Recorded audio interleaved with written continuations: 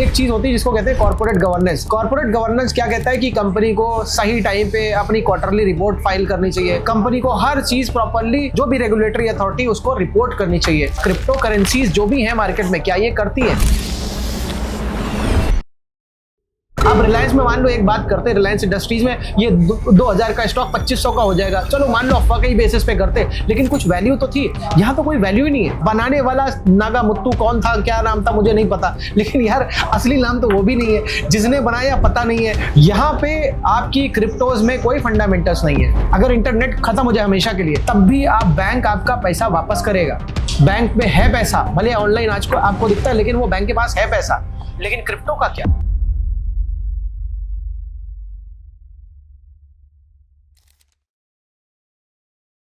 कोई स्टॉक जब गिरना चालू होता है तब हम जा करके उसके फंडामेंटल्स को देखते हैं कि भाई कंपनी का नुकसान तो नहीं हो गया है, उसके रिजल्ट तो नहीं खराब हुए हैं, कहीं प्रमोटर को कुछ दिक्कत तो नहीं हो गई है, कहीं कंपनी कुछ और परेशानी में तो नहीं फंस गई है, कहीं ऐसा तो नहीं कि कंपनी के ऊपर बहुत बड़ा लोन था जो कंपनी पे नहीं कर पाई। हम ये सब चीजें देखते हैं, बट क्या हम इनमें से कोई भी चीज क्रिप्टो के केस में देख पाते हैं? क्या हम कोई भी ऐसी चीज का जजमेंट करने की कोशिश करते हैं क्रिप्टो करेंसीज में? कोई भी करेंसी हो, जो मैं बात बोल रहा हूँ फंडामेंटल्स की, क्या हम एक कंपनी को तो देख लेते हैं, एक कंपनी के फंडामेंटल्स को देख लेते हैं और उससे बहुत राहत मिलती है हमको। अगर वो ओवर वैल्यूड होती तो हम उससे निकल जाते हैं, हम दूसरी कंपनी में जा सकते हैं और उस कंपनी में जा सकते हैं जिसमें अंडर वैल्यूड है कंपनी। लेकिन यहाँ पे क्या हो रहा है? यहाँ पे आपकी क्रिप्टोज में कोई फंडामेंटल्स नहीं है। मतलब किसी भी कंपनी में, किसी भी तरीके की कंपनी में आप ऐसे ही बस केवल र्यूमर के बेसिस पे या अपनी थॉट के बेसिस पे एंटर कर रहे हो। यार मेरे हिसाब से तो फिर इससे बेटर था कि स्टॉक मार्केट में ही काम करते रहते, क्योंकि अगर आपको फंडामेंटल वैसे भी नहीं देखने आते होते, लेकिन अगर देखने आते हैं और उसका स्कोप है तो वापस आपको मार्केट की तरफ चले जाना चाहिए, क्योंकि ये क्रिप्टो जिसका कोई फंडामेंटल नहीं है, केवल फंडामेंटल की बात नहीं, शायद आप जानते ना हो, एक चीज होती है जिसको कहते हैं कॉर्पोरेट गवर्नेंस। कॉर्पोरेट गवर्नेंस क्या कहता है कि कंपनी को सही टाइम पे अपनी क्वार्टरली रिपोर्ट फाइल करनी चाहिए, कंपनी को हर चीज प्रॉपर्ली जो भी रेगुलेटरी अथॉरिटी उसको रिपोर्ट करनी चाहिए। क्रिप्टो करेंसीज जो भी है मार्केट में, क्या ये करती हैं? और अगर ये नहीं करती हैं तो क्या आपको नहीं लगता कि आप जो पैसा उसमें डाल रहे हो, ये पैसा कभी भी जीरो हो सकता है? और ये ऐसा पास्ट में हुआ भी है। कॉर्पोरेट गवर्नेंस है नहीं इसमें। अब क्रिप्टो की बात अगर कर रहा हूं तो किसके ऊपर आधारित है? ब्लॉकचेन टेक्नोलॉजी के ऊपर। ब्लॉकचेन टेक्नोलॉजी क्या ऐसी है कि अगर इस वक्त हट जाए दुनिया से तो क्या दुनिया रुक जाएगी? मैं आपको बताऊं, बहुत बड़ी बड़ी कंपनी है जैसे वॉलमार्ट और बहुत सारी माइक्रोसॉफ्ट और बहुत सारी ऐसी कंपनी जिन्होंने इसको नकार दिया है, यूज ही नहीं किया है। क्यों नहीं किया है? क्योंकि उनको पता है कि यार ये स्लो है। सप्लाई चेन के लिए किसी ने अभी क्वेश्चन पूछा था कि सप्लाई चेन में इसका बहुत यूज हो रहा है, हट जाएगा तो ये हो जाएगा। जाकर के सर्च करिए आप, जाकर के आपको पता चलेगा कि सप्लाई चेन के लिए बहुत स्लो है ये ब्लॉकचेन टेक्नोलॉजी, तो वहां पे भी कोई सीधा यूज नहीं है। अल्टीमेटली आप एक देखिए, कोई पर्सन जो ये क्रिप्टो जो महंगी होती चली जा रही है, किस तरीके से बेवकूफ बनाया जा रहा है। पहली चीज तो ये बोली जा रही है कि बिटकॉइन बहुत लिमिटेड सप्लाई है। अच्छा, कौन बता रहा है ये बात? ये आपको किसी ने बताई है, किसी के माध्यम से लगातार हर एक आदमी तक ये बात जा रही है कि हर साल इसकी माइनिंग आधी होती चली जाएगी। अरे यार आधी भी होती अगर चली जाए, एक बात बताओ, जिस चीज की सप्लाई लिमिटेड आप दिखा के डरा रहे हो सबको, पहले ये तो बता दो कि उसकी डिमांड भी है कि नहीं। और जब इतनी बड़ी कंपनियों ने उसको नकार दिया है, उस जगह पे आप क्यों इस बात का फोमो क्रिएट कर रहे हो, इस बात का फियर क्रिएट कर रहे हो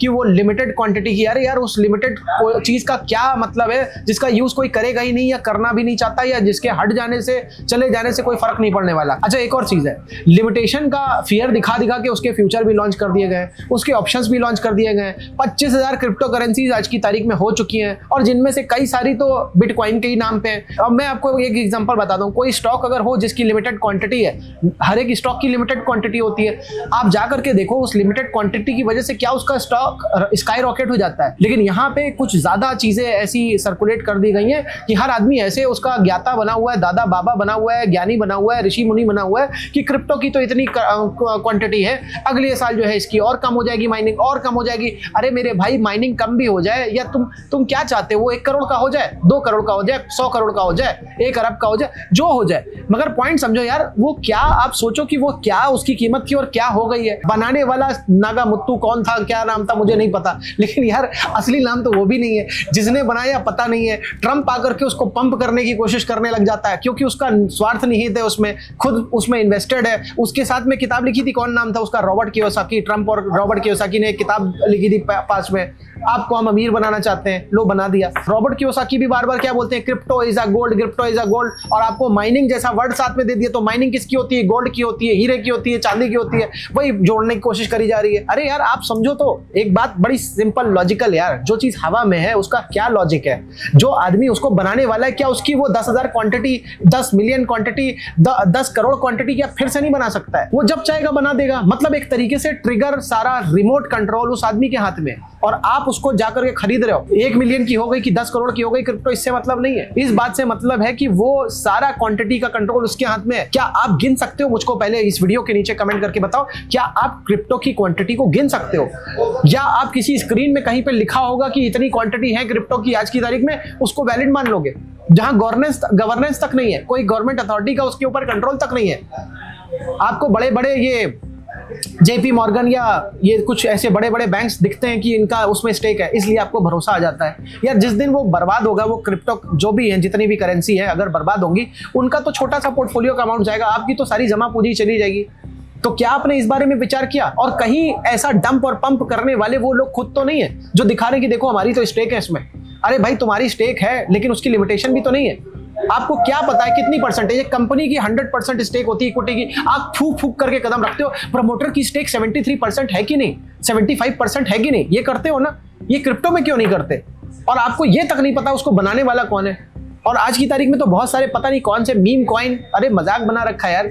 मीम कॉइन मतलब जानते हो आप? मजाकिया कॉइन। उसमें बस ये आदमी खरीद लेगा, उसका प्राइस इतना जाने वाला है। ये तो आप स्टॉक मार्केट में भी करते थे, कम से कम वहां पे फंडामेंटल तो था।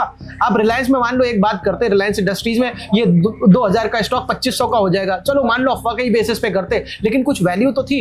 यहाँ तो कोई वैल्यू ही नहीं है। और मार्केट, स्टॉक मार्केट में 2-2, 3-3 साल की जब रैली आती है, 5-5 साल की रैली आती है, तो वहां पे कोई नुकसान नहीं कर रहा होता, सब प्रॉफिट कर रहे होते हैं। वही चीज बिटकॉइन के केस में, क्रैश आया है पास में, 90% के आए हैं, किसी दिन 99% का आ जाएगा, 100% का आ जाएगा, कौन रोक लेगा बताओ? अब आपको कोई हिस्ट्री नहीं बताएगा। ट्यूलिप बबल नाम का एक क्रैश आया था, क्या हुआ था जानते हो? ट्यूलिप जो फ्लावर होता है उसकी बिक्री ऐसी बढ़ गई थी, पूरी दुनिया उसको खरीदने में लगी हुई थी, और ऐसा भयंकर उसका प्राइस ग्रो किया था, कुछ कहने को नहीं, और बेवकूफ बनाया जा रहा था लोगों को। फिर आखिरी में जब आम जनता उसके ऊपर टूट पड़ी बेवकूफों के तरीके, तो उसको डंप कर दिया गया। आप सोचिए, एक ट्यूलिप जिससे वो बल्ब होता है, उसका जो जड़ होती है जिससे वो निकलता है, वो उसके तक के प्राइस बहुत भयंकर शूट कर गए। और ये तो वहां पे चलो एक फ्लावर था, एक फिजिकल कमोडिटी इन्वॉल्व थी, यहाँ तो हवा में है यार सब कुछ। मान लो कल को इंटरनेट खत्म हो गया, सोलर फ्लेयर आ गया, 20 दिन के लिए इंटरनेट चला गया, सारा पैसा आपका गया।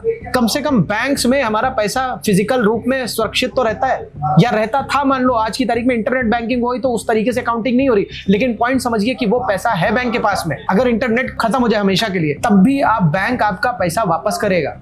बैंक में है पैसा, भले ऑनलाइन आज को आपको दिखता है, लेकिन वो बैंक के पास है पैसा। लेकिन क्रिप्टो का क्या? अभी एक एग्जांपल बता रहा हूं। अभी एक बच्चा हमारे ऑफिस से गया, बता रहा था कि पापा के साथ फ्रॉड हो गया, 99,000 का पैसा डिडक्ट हो गया। वो बैंक में और बहुत जगहों पे कॉल करके उस पैसे को रुकवा सकता है, वो पैसे को वापस पा सकता है। अभी भी टाइम है उसके पास 24 घंटे का। लेकिन क्या आपके पास टाइम है? उस वॉलेट से जिससे गलती से आपने किसी को ट्रांसफर कर दिया क्रिप्टो, वापस नहीं आने वाला। पासवर्ड खो गए, वापस नहीं आने, मिलने वाला नहीं है। तो थोड़ा सा भी, और ये एक्सचेंजेस वगैरह जो चल गए हैं अपनी ब्रोकरेज के चक्कर में कुछ भी करवाने में लगे हुए हैं, थोड़ा सा भी कुछ दिक्कत आती है, डिफॉल्ट होता है, कोई टेक्नोलॉजी में गड़बड़ होती है, ग्लिच मारता है, तुरंत क्रैश हो जाता है एक्सचेंज। अरे एक्सचेंज कहां क्रैश करता है यार? या यहाँ पे कानपुर स्टॉक एक्सचेंज या कलकत्ता स्टॉक एक्सचेंज क्या क्रैश होते थे? पास्ट में ये स्टॉक एक्सचेंज भी तो हुए हैं। एक एक्सचेंज थोड़ी ना, 50 एक्सचेंज ऐसे हैं जो क्रिप्टो से रिलेटेड क्रैश हुए। अरबों रुपए इन्वेस्टर का बर्बाद कर दिया। पहले इन्वेस्टर को ल्योर करके लाते हैं अपनी तरफ, और फिर बाद में पूरा पैसा बर्बाद करवा देते हैं। ऐसी स्टोरीज निकाल करके लेकर के आते हैं। अरे भाई वन साइडेड रैली चल रही है, अब तुम लोगों को घुसड़वाने में लगे हुए हो। जब पूरी दुनिया, जनता, नॉर्मल पब्लिक उसमें घुस जाएगी, तब वो लोग निकल जाएंगे। और ये एक बहुत बड़ी बेवकूफी है कि जहां पे ये नहीं पता है कि बनाने वाला कौन है, वहां पे आप जो है पैसा लगाए पड़े हो। जो समझदार लोग हैं वो क्रिप्टो की तरफ नहीं जा रहे, समझदारी से काम ले रहे हैं। और ट्रेडिंग ही करनी है तो भाई ट्रेडिंग के तो बहुत सारे